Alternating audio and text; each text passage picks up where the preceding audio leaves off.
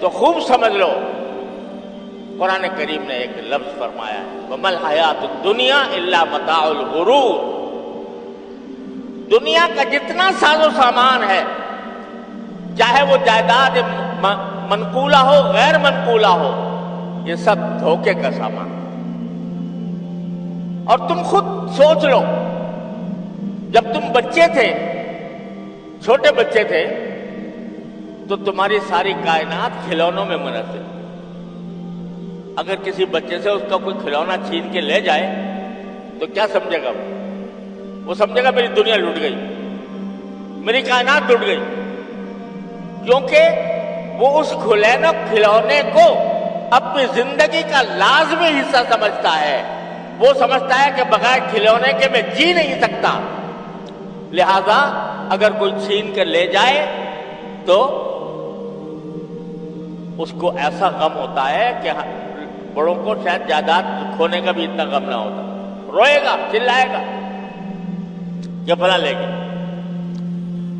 جب تم بڑے ہو جاتے ہو اور اپنے بچپن کے قصے یاد کرتے ہو تو کیا ہوتا ہے؟ ہنسی آتی ہے کہ نہیں؟ کہ بھئی کس چیز پر ہم جھگڑتے تھے، چھوٹے چھوٹے کھلونوں کے اوپر جھگڑ رہے تھے، اور کوئی ہار گیا اور کوئی جیت گیا، اور جیتنے والا خوش ہو رہا ہے، مگن ہے، اور ہارنے والا جو ہے وہ رو رہا ہے کہ ہائے میں ہار گیا۔ تو اب بڑے ہو کر میرے والد ماجد رحمۃ اللہ علیہ خود اپنا قصہ سنایا کرتے تھے کہ پہلے زمانے میں ایک کھیل ہوتا تھا کہ جو سرکنڈے ہوتے ہیں،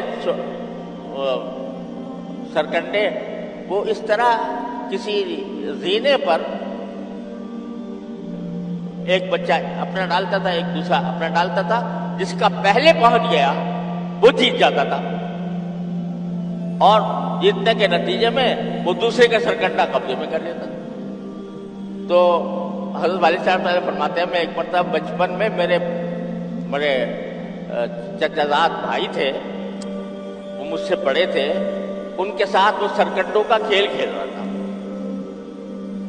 تو فرمایا کرتے تھے کہ میں کھیل میں تو ہمیشہ پچھڑتی رہا، تو اس واسطے جب میں نے وہ کھیل شروع کیا تو میرے جو بھائی تھے وہ میرے سارے سرکنڈے جیت لیے، میں ہارتا چلا گیا اور وہ میرے سرکنڈے قبضے میں کر۔ فرماتے ہیں مجھے آج تک یاد ہے وہ غم اور صدمہ اس کا کہ میری کائنات لٹ گئی۔ یہ ہر شخص کے ساتھ پیش آتا ہے، کوئی دنیا میں ایسا نہیں ہے جس کے ساتھ یہ واقعہ پیش نہ آتا ہو۔ لیکن بڑے ہونے کے بعد جب اس واقعے کو یاد کرتے ہو تو ہنسی آتی ہے کہ نہیں کہ ہم کیسے بیوقوف تھے، کس چیز کو اپنی مال و متاع قرار دے رہے تھے، کس چیز کو اپنی کائنات سمجھے ہوئے تھے، کتنے بیوقوف تھے۔ اب آج بیوقوفی پہ ہنستے ہو۔ جب بندہ ذرا بڑا ہوتا ہے، جوانی کے ابتدا میں اس کو زیب و زینت کا شوق ہوتا ہے کہ بھئی میرے کپڑے شاندار ہوں، اعلیٰ درجے کے ہوں، فیشن کے مطابق ہوں، اس طریقے سے ٹوٹی ہوئی نہ ہو، میں ایسا چشمہ پہنوں، میں ایسی ٹوپی پہنوں، میں ایسے دیکھنے میں اچھا نظر آؤں۔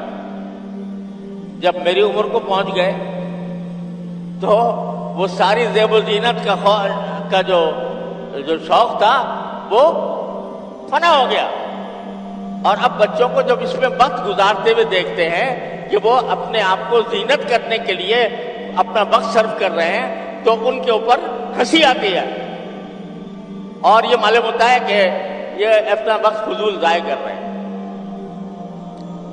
قرآن کریم میں کہا انما الحیات الدنیا لعب و لہو و زینت۔ اب اس کے بعد جب آپ بڑے ہو گئے تو اب آپ کی جو ساری دوڑ دھوپ ہے وہ دنیا کی جائیدادوں کی طرف ہے، میری زمینیں اتنی ہو جائے، میرا گھر اتنا ہو جائے، وغیرہ وغیرہ۔ تو وہ جب وہاں پہنچیں گے اللہ تعالی ہم کو عافیت کے ساتھ جنت پہ پہنچا دے، وہاں جا کر جب پہنچیں گے اور دیکھیں گے کہ ہم زمین جائیداد پر لڑا کرتے تھے، زمین جائیداد پر لڑا کرتے تھے، وہ زمین جائیداد وہاں جا کر بالکل ایسی محسوس ہوگی، بلکہ اس سے بھی زیادہ بے حقیقت، جیسے ایک بچہ کھلونے کو عزیز رکھتا ہے۔ تو چونکہ رسول کریم صلی اللہ علیہ وسلم وہ منظر اپنی آنکھوں سے دیکھ رہے ہیں کہ ایک وقت ایسا آنے والا ہے جب یہ بندے وہاں پہنچیں گے تو زمین جائیداد، مال دولت، ساری کی ساری چیزوں کو اتنا ہی بے حقیقت سمجھیں گے جیسے اب آپ تم بچوں کے کھلونوں کو بے حقیقت سمجھتے ہو۔ جو کچھ سنا گیا اللہ اس پر عمل کرنے والا اور آگے لوگوں تک پہنچانے والا بنائے۔ مزید اصلاحی بیانات کے لیے ہمارا یوٹیوب چینل ایمان و یقین کو سبسکرائب کریں۔ جزاک اللہ۔